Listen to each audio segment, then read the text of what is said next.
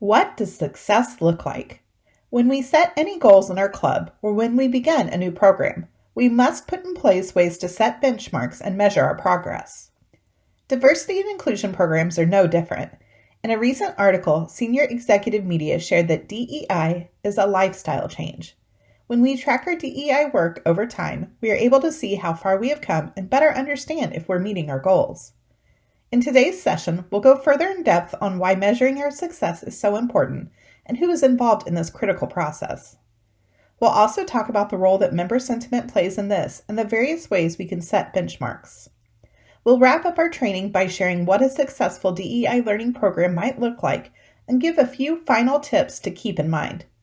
This is Diversity and Inclusion, Measuring Your Success. We know that measuring progress and success is an important part of any goal-setting process.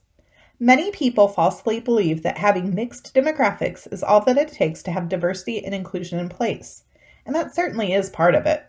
However, it's just the beginning of the story, and as Harvard Business Review points out, it doesn't really help answer the difficult question of what mark we're trying to hit. That is why they encourage us to consider the question, what does good look like in terms of representation? That brings us to inclusion, which we know by now plays an incredibly important role in the DEI equation. Our ultimate goal is to create an environment where all individuals feel respected, accepted, supported, and valued. We want our members to be welcome to fully participate in any club activities and to know they play an important part in our decision making. Members should also have equal access to development opportunities. These things can be hard to gauge and measure, but we must find ways to do so if we are to ever know if our DEI work is having its intended purpose. DEI needs to be a team sport, with everyone playing a role in creating an equitable and inclusive organization, writes Sharon Hurley Hall for Senior Executive Media. This means that everyone in your club has responsibility when it comes to implementing your D&I program, from initial planning to measuring its results. This includes your senior leadership, any work groups assigned to oversee diversity, and your membership. You'll also want to get paid support staff on board if your club has any.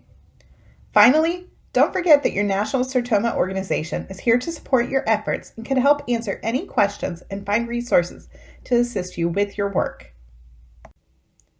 Now that we have an understanding of why benchmarking is important and who should be involved in our measuring efforts, we can finally begin to plan how we will do the work. Harvard Business Review believes that employee sentiment is paramount to effectively tracking inclusion. In our case, the term employees more accurately represents our members. Harvard says that the member feedback is equally useful in providing a pulse, or quick survey, wherein leadership checks in with members without adding to distractions. What is important here is asking the right questions. GARTNER, an executive-minded research firm, conducted a study with DEI executives to put together a model of inclusion that identified 7 key dimensions of member sentiment. They include fair treatment, integrating differences, decision-making, psychological safety, trust, belonging, and diversity. GARTNER established 45 statements related to the 7 areas and asked employees, or members in our case, to express how much they agreed or disagreed with each. GARTNER explained that the greater the degree to which respondents agreed with each statement, the more inclusive the organization. I have shared the 7 statements that form the basis for the GARTNER Inclusion Index here. They are, number 1, fair treatment. Employees at my organization who help the organization achieve its strategic objectives are rewarded and recognized fairly. 2, integrating differences. Employees at my organization respect and value each other's opinions.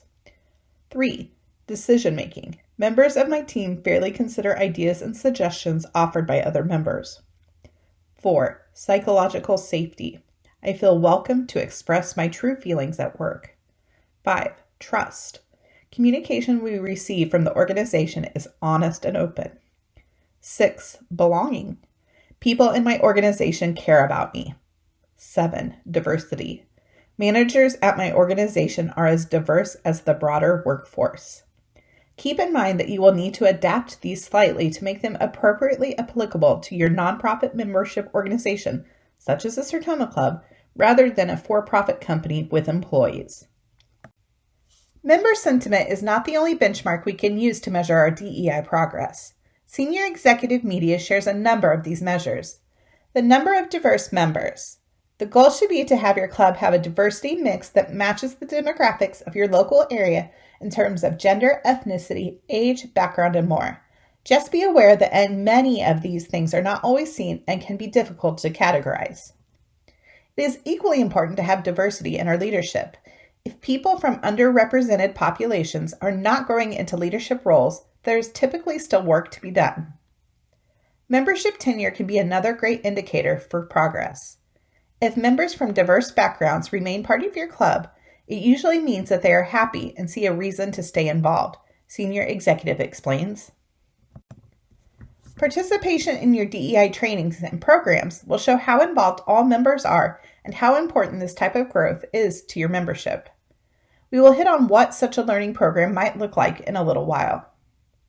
Member experience, which harkens somewhat back to member sentiment, is important because it helps us to best understand what our more diverse members are seeing in our club. Learning from them directly helps us to gauge if they feel included and represented in leadership.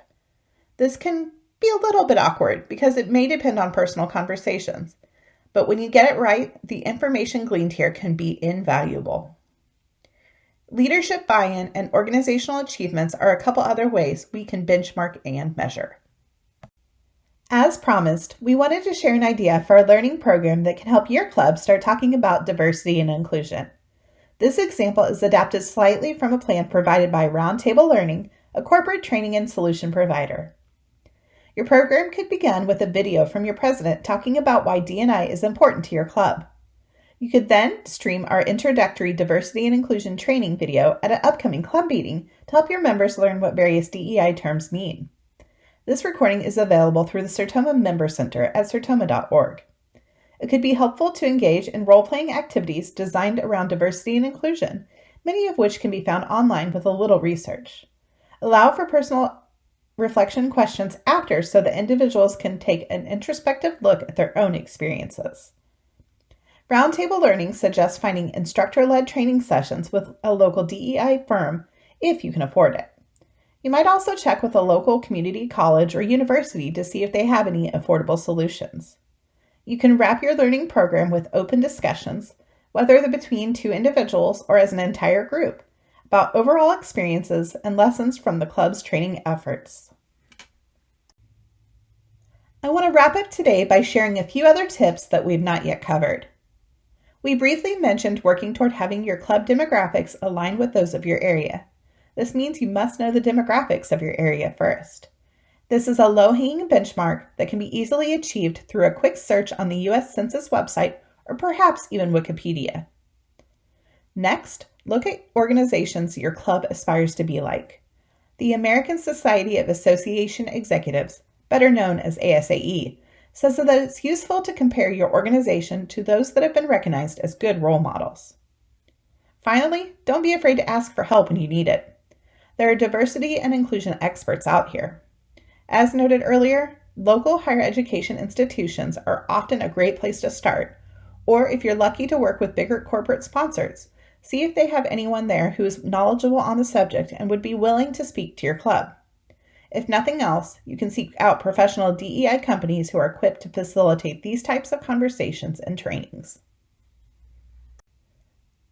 We hope that today's session will give your club some ideas on what success may look like when it comes to a diversity and inclusion program and steps you can take to set benchmarks for yourself. Even if your club isn't ready to jump headfirst into such a big undertaking, just learning about the different components of diversity, inclusion, and equity initiatives is an important first step as you begin to plan for where your club's headed. Please remember that this is just one of our trainings on diversity and inclusion. You can find additional videos on this and other topics in our training library in the Member Center at sertoma.org. You can also ask questions and connect with other Sertomas across the U.S. and Canada by using the URL on the screen.